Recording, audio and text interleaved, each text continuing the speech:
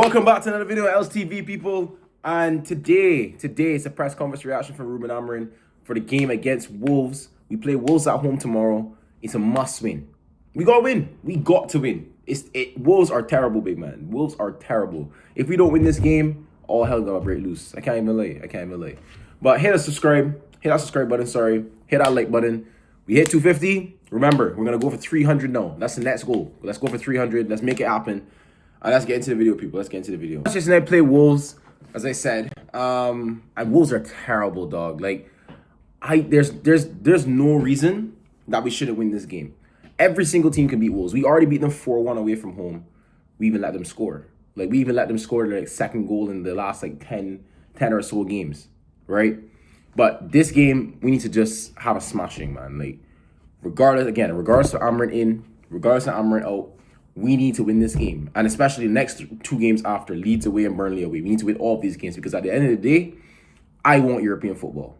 I don't care about anything else. I just want European football. Just get me that, and then let's get rid of this manager and get a good manager in, and let's get pushing. You know what I'm saying? This team needs European football. But yeah, this would be the kind of game that Manchester United would slip up in the past, I'd say, or just slip up in general. Like, everyone thinks we're going to easily win against a very bad team, and then we go and draw. You know, I remember those days like Ipswich and that West Brom that time when we lost, and a couple years ago. Like, there was a couple of games where we should have just easily won, and we just didn't. Right? But in this sense, I think we'll win. Like, Wolves are genuinely awful. And they're losing another player as well. I think Andre, one of their CDMs, is suspended as well. So that's even more bonus for us. Even though we don't have a lot of players in midfield, he's playing a back four now. I'll get into that in a second. So because he's playing a back four, it makes the players more comfortable already. Because our team is not a back three team. It just isn't, right? But let me talk about his comments. So he's talking about the back four situation. He said he didn't want to change to a back four earlier because he didn't want it to look like, oh, the media told me to change to a back four. So I was just trying to get my players to understand me, and player power will win again. Now, I don't agree with that. If you have changed to a back four to make the players play better, why would the players look at you and be like, "Oh, this manager concedes to the media, so now we're in charge"? I think you just play the system that suits your players. Like, he should have done that from last season. He should have seen that from last season. And I get he's a whole manager learning on the job and what's not, but like, at the end of the day, we're Manchester United, bro. We can't have a manager learning on the job. We can have a manager that is, getting used to a team, but has a good platform and basis. He doesn't have a good platform or basis. It's just we don't know what we're gonna get. Right? It's literally Russian roulette. Even with halves of games, first half we're good, second half we're shit. First half we're shit, second half we're good. And that's been happening and getting worse in certain situations since last season. It hasn't really changed. So now he's gonna play his back four, and we did see that we played better football because, of course, the players are more comfortable. They can occupy different spaces, and they're probably like, "Yo, I have freedom. I can do this." But I don't really want to see Dorgo at right wing permanently. I don't want to see Dalot at right wing permanently. You know, just use the right players in the right positions and in the end of the day. But yeah, he did say that. And then he said that when the other players come back, he's going to still play a back four because he wants his players to be comfortable. Which is what we've been saying all season, bro. Like, regardless of how good you are as a manager, at least play the players right to give yourself the best chance. At least play the players right. And it shouldn't have taken until the end of December to figure that out. That's just my point. Now, a lot of people will say, "Oh, we had to give him time to learn this and what's not." If you could have seen it within the first couple months, why can the manager of Manchester United, why can the owners, none of these people see that we need to change to a back four? And my thing is, Ineos as well. I have to put Ineos at some blame. I think Ineos are the main culprit of all this. You brought in a manager that plays 3-4-3. Only plays 3-4-3. He plays that formation. It doesn't work out. Hasn't been working out.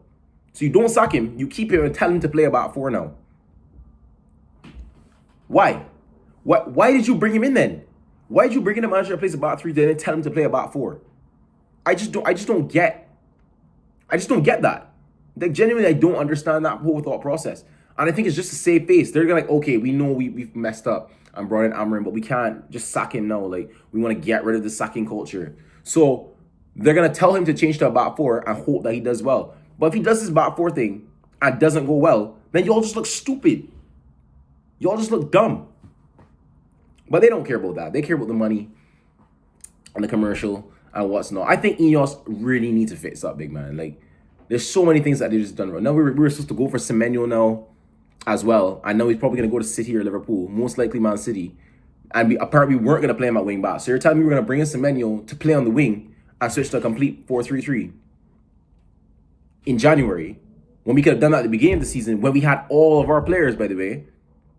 We've only not had these players for one game. We had all of these players previously, and we could have changed the formation and maybe won some games, like Everton at home. Maybe we could have won West Ham at home. Maybe we could have beat Nottingham or Tottenham. Like, I just don't get why he kept it off just to not appease to the media. Like, I understand that, but I don't understand that at the same time, because you need results, bro. You finished 15th last season at the end of the day. I lost the Europa League final to Spurs. Do you understand how terrible of a season that is? We put everything into the Europa League to lose in the final to a team that's never won a trophy. That's awful. So why would you not do the best you can for your job and for the situation of the club? And now he wants to do it now, and all the Americaners and people that back anything that happens to the club are gonna be like, yes, finally, he's changed to a back four. This is the manager to take us forward. Because I know what's gonna happen. If we win the next 3 games in a row, and we play a back four and play well, they'll all say, yes, he's gonna take us forward to the promised land. He's gonna be the manager to take us forward because we won 3 games in a row against all dead teams, bro. That's what always happens with this fan base. This fan base is so easily amused. One win means that every player is amazing. One loss means that every single player is terrible and you need to sell the entire squad.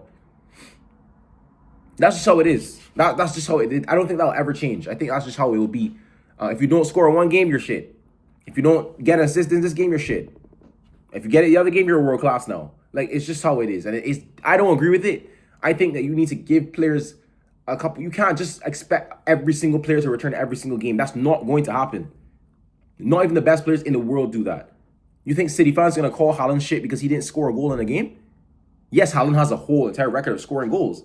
But we bring in players that have a whole record of doing certain things. And because they don't do it for a couple of games, people go online and start talking about them and saying they're awful and they're not a good player anymore. And da-da-da-da-da-da-da-da-da-da. The players are seeing this, you know. That's my point. The players are seeing this. Right? So, if you're a good player, let's use Sancho, for example. You had a crazy season at Dortmund, coming to Manchester United, don't do anything for the first, 8 games, and everyone's calling you shit. The whole entire fan base just thinks you're not a good player now. Zerski, for example, the first 3 months, bro, they didn't even give him the grace to get used to the Premier League. He just came at 35 million, hasn't even played in the Premier League before, and the men were booing him out in November at Old Trafford. Like, what is that? The player's been there for 2 months and he's already getting booed. That is terrible. Like, you don't see a problem with that. Like, when that moment happened, I was just like, why? He just got here. He wasn't a 90-something million signing. He was 35 million, bro. Like, what were we expecting? Him to score 10 goals in the first 10 games for 35 million? He's not even a goal scorer? What do people expect? I think a lot of people put expectations on these players that are just not as good as the expectations that they put them on. So now when they don't reach those expectations, they're not a good player anymore, and then they start abusing them online and what's not. So it's just a cycle that'll never end, in my opinion. But back to the game. Mainu's not going to be available. Bruno's not going to be available. Maguire's not going to be available. De Ligt's not going to be available. Obviously Mazuari. Obviously Mbeumo, and also Mason Mount's a doubt. Now, I don't think he'll risk Mason Mount in this game. I think they'll actually not play him. Which leads me to think, who is he going to play in that front line? Because no Mason Mount. I'm thinking Cunha, Sesko, Zerski. Is that what he's going to do with Castle? Then again, he says he's going to play a back four. So if he's going to stick with this back four thing he keeps doing, he's probably going to do Cunha, Sesko, and Dorgu. With Ugarte, Casemiro, and we don't have any other midfielder, I guess. Fletcher or the other Fletcher or Shea Lacey in the three. I don't know what he's gonna do. I really don't know what he's gonna do. Honestly, yeah, man, I'm not like studying it now. What is he gonna do? Because you can't put Lissandro, Ugarte, and Casemiro in midfield. That is just too. That's too defensive against a team like Wolves. We need to go at Wolves and just attack them. I don't even care about defense. Just attack them and they'll lose the game. They're not a good team. We need to go in that game and say, you are Manchester United, we're at home. Like, bun all the extra talk. Just go and win. Just go and win. That's all you got to do.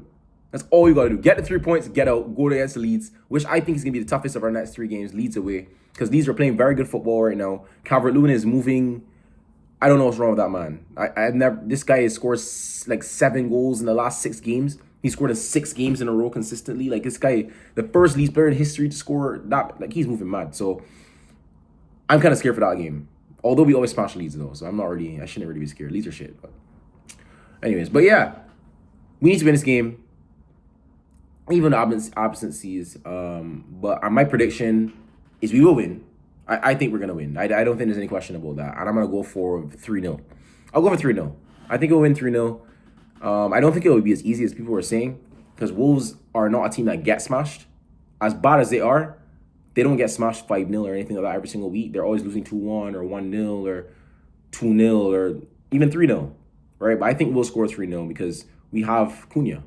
We have, I don't want to say we have Sesko, but Sesko's due a goal, man. He's got to score, bro. Like, if you're not scoring against Wolves at home, what are we doing here? 2 points, bro. You got to score. And I don't know who should be the surprise goal scorer. I think maybe a Casemiro Ugarte or something like that. Like a goal from midfield. But yeah, that's my predictions. Let me know in the comments down below what you guys think about the game. Are we going to win? You guys think we'll drop points? I don't think that. Anybody should think that. And yeah, people, make sure to subscribe. Make sure to like the video. Don't forget about that. And I'll see y'all in the next video, people. Match reaction for the Wolves game. So peace out.